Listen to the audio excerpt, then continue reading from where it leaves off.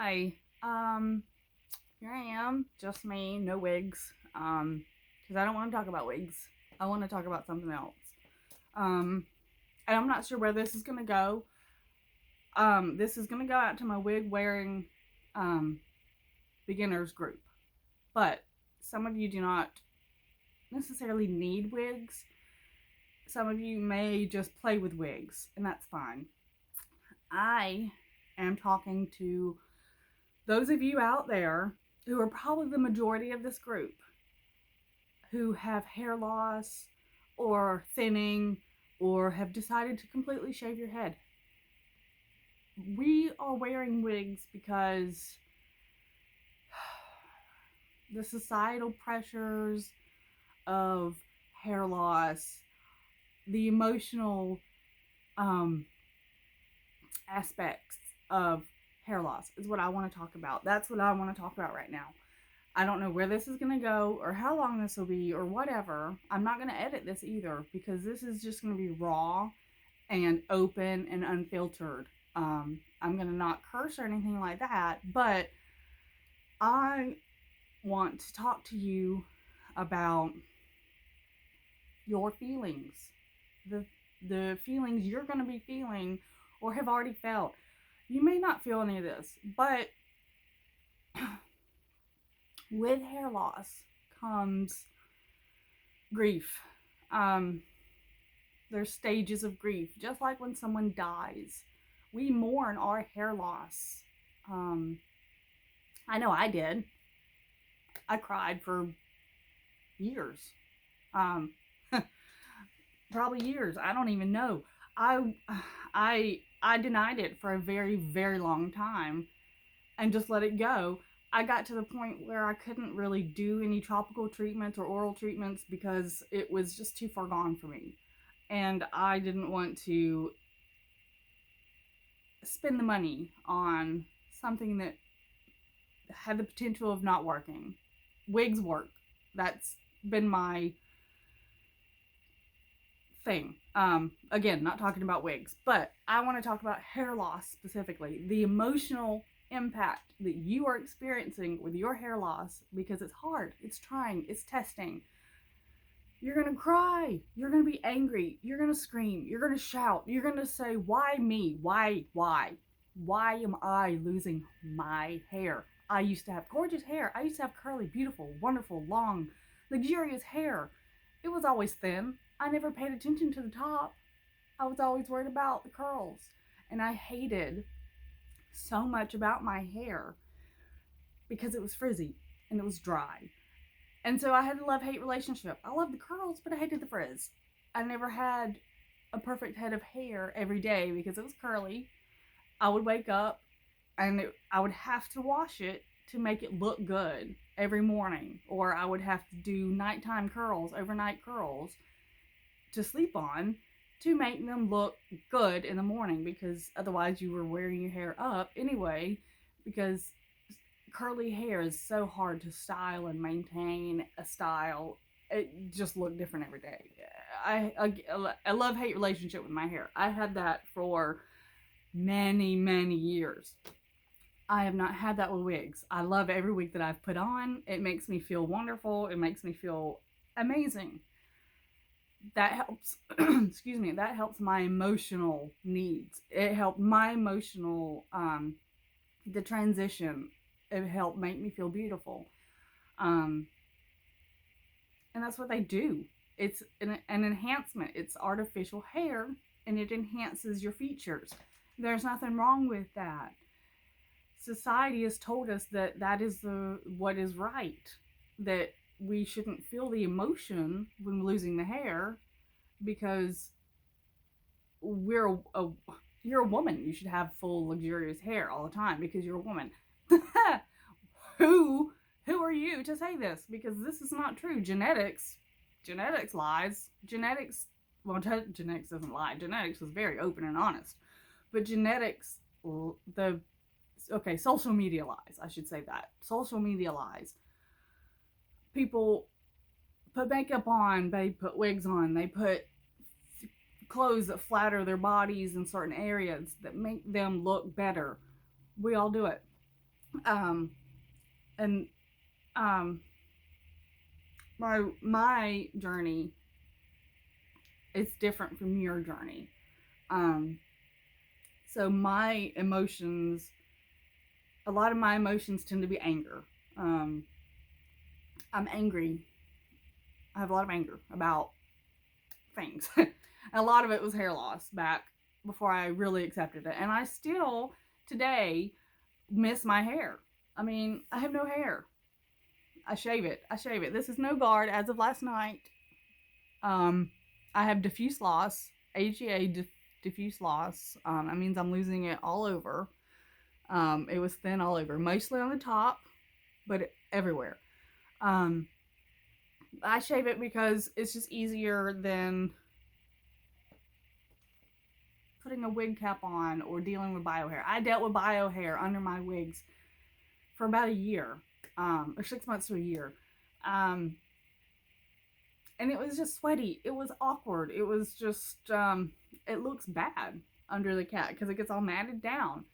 And so it was just, for me, easier to just release the, let my hair go. Just let it go.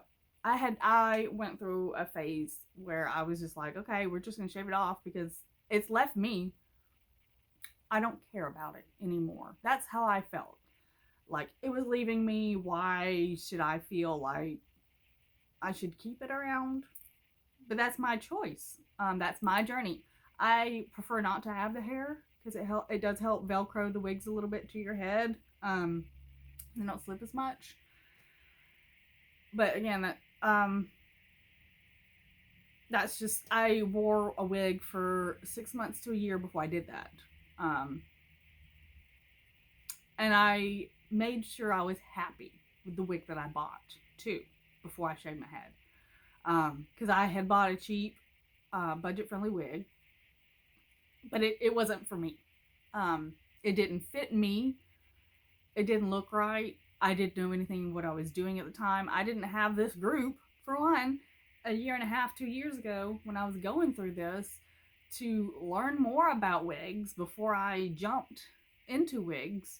And I didn't know that, you're probably not going to be happy with the first wig you buy. And that's okay. I know I'm getting off of the emotional side. Again, this is a beginner's group. There's emotions. You've probably bought a wig. If you're here, you've probably bought a wig. You've probably at least played with the idea of buying a cheap wig because cheap wigs, they look great online. They really do. The models can really make them look great. Once you get it, you might be disappointed because there's features on cheaper stiff style wigs. They just don't play around. They don't offer much play. So you put it on, you can't style it, or you touch it and it's not your hair. It feels awkward. It feels wiggy. There's no real way to get past that.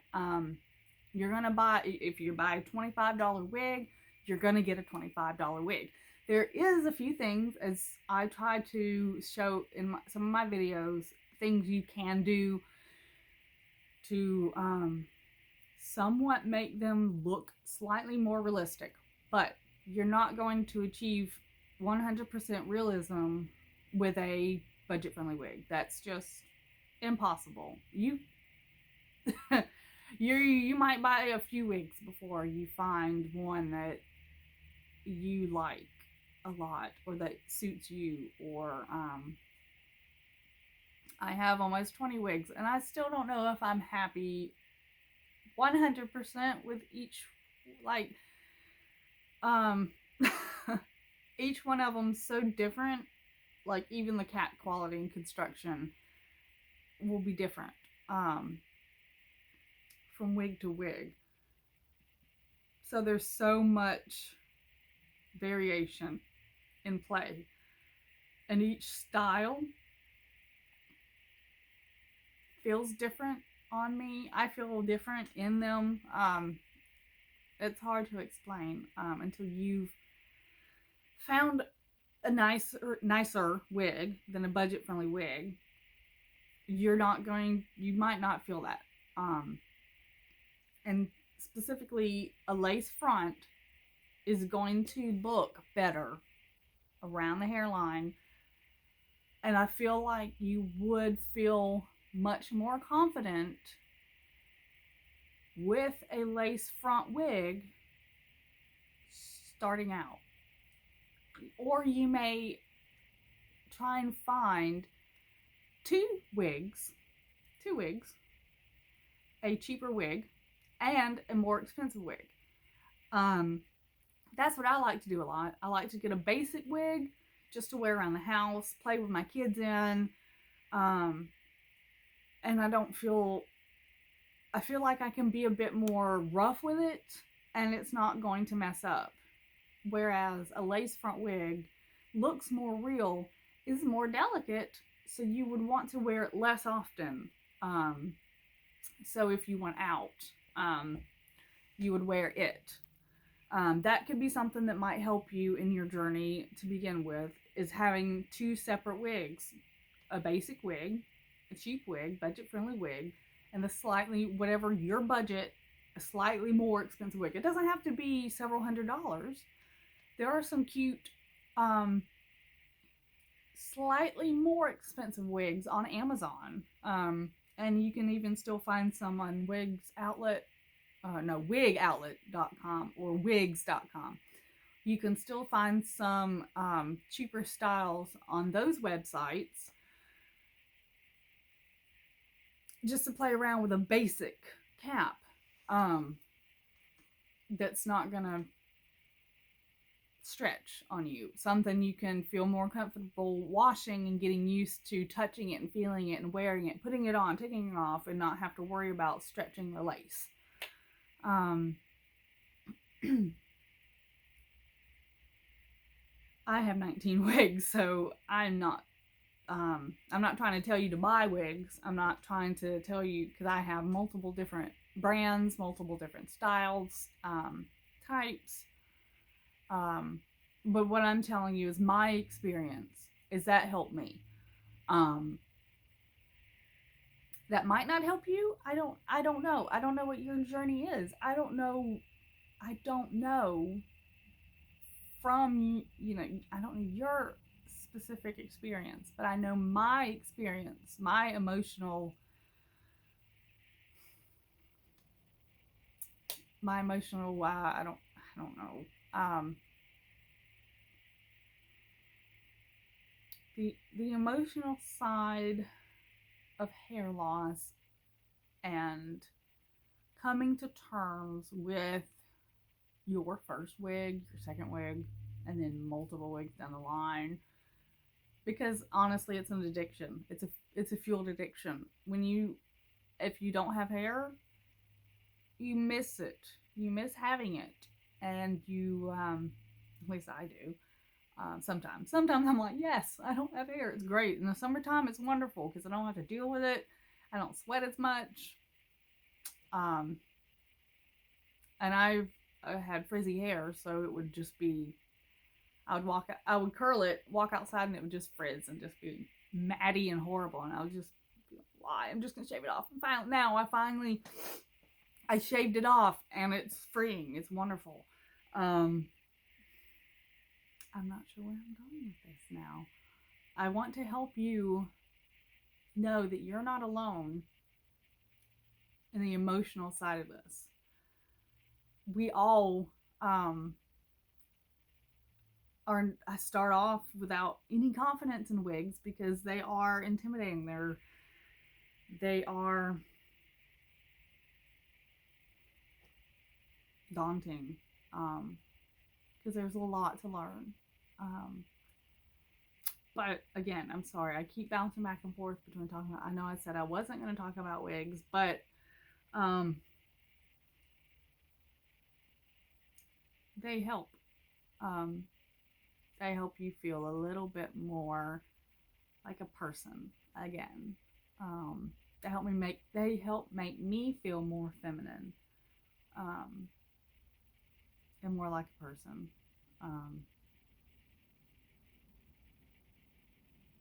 More so than not. I mean, I really do. Um, but again, it's the emotional. It's almost a burden, um, because it's a weight. It's an emotional weight that I can't describe your emotional weight, but I know mine. Whenever I don't know. There's just a point in time it just clicked and I accepted it. And it was like, okay, this is it. I have no hair or very thin hair. Um, and it's not going to come back for me. And I personally didn't want to try the oral or topical treatments because I just didn't want to spend the money on something that I didn't feel was going to work for me specifically. It might work for you. I don't know your genetic build. Some people it helps, some people it doesn't, and it's unfair that it doesn't help everybody. That it doesn't help everybody the same. Some people it helps more so than others, and some people it just doesn't help at all. Like some people will get some hair growth back from the topicals or the oral treatments, and then some people get wonderful results, and then some people don't, and it's disheartening when you can't have the same results as somebody else who got a wonderful head of hair from this result. So it is a little sad when that happens. And I'm hoping that I'm hoping this video helps somebody. I really do, because that's the goal of this group, is to try and help you navigate this new life. It's a new life. It's a lifestyle change. It really is. It's a lifestyle change. I'm not gonna lie about it. It's different. It's a brand new lifestyle of wearing wigs.